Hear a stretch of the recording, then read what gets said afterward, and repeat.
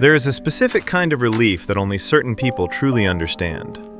It's the moment you step inside your home, close the door behind you, and feel the weight of the world slide off your shoulders. It's not that the world outside is particularly cruel or that you're afraid of the people in it. It's just that, for you, the silence isn't empty. It's a return. If you're someone who genuinely prefers being alone, you've likely been labeled as shy, or perhaps even socially anxious. People might assume you're recovering from an experience, or that you're avoiding a fear. But there's a deeper psychological mechanism at play here, one that has very little to do with fear and everything to do with how you regulate your own internal world. When we look at the behavior of someone who chooses solitude, we often focus on what they're missing out on.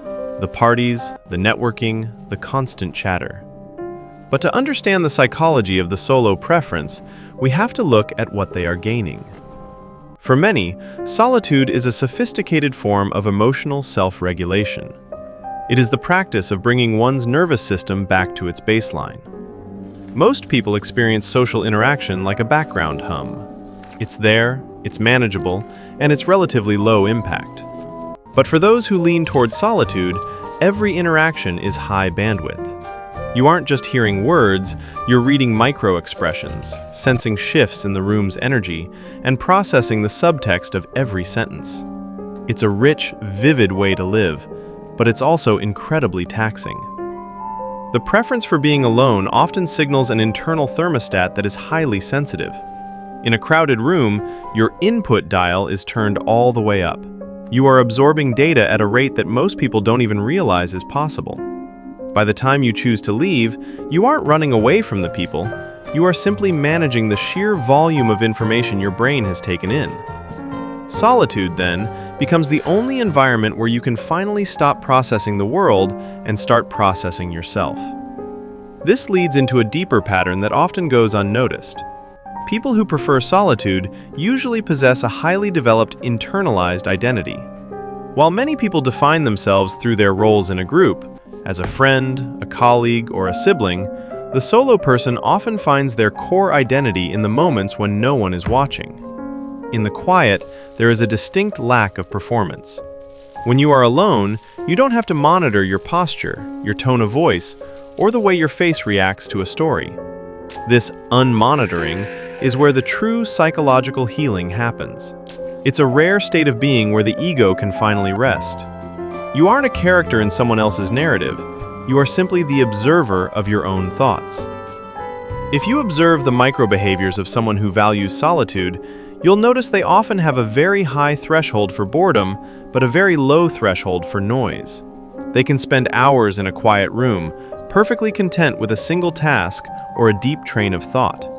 However, 20 minutes of small talk, meaningless, repetitive social friction, can feel physically exhausting. This isn't because they think they're better than the conversation. It's because their brain is wired to seek depth over breadth. Small talk is like a shallow pool. There isn't enough water to dive into, so you just end up hitting the bottom over and over again. Solitude is the ocean. It's the only place where you can go deep enough to feel weightless. Around this point, we have to look at a significant psychological turning point. Most people assume that solitude is about disconnection. We think that if you aren't talking to someone, you aren't connecting.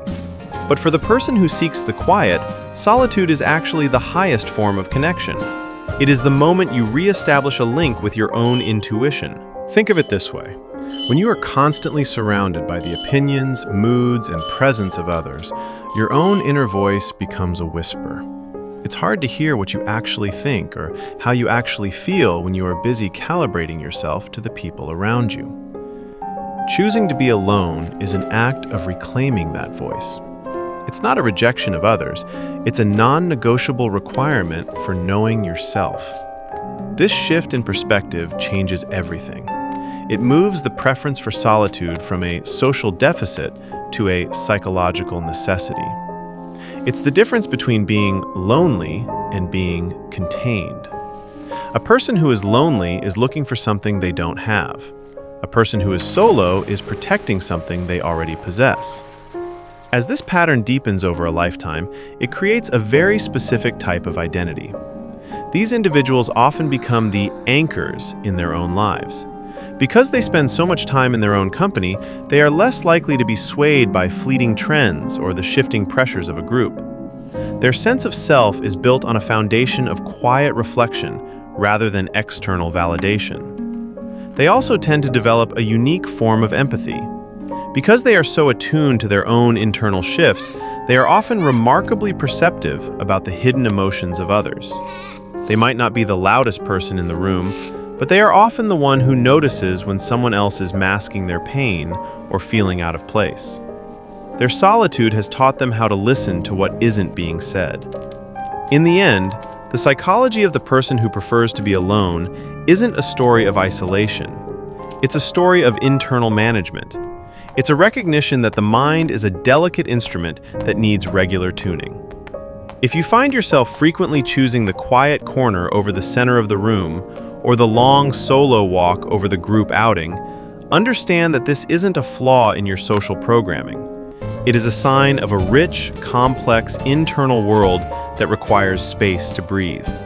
You aren't avoiding life, you are simply making sure you have the clarity to experience it on your own terms.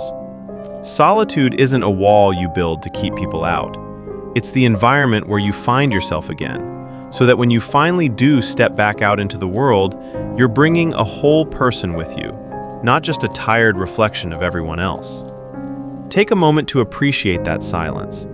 It isn't a sign that something is missing. It's a sign that, for now, everything you need is already there.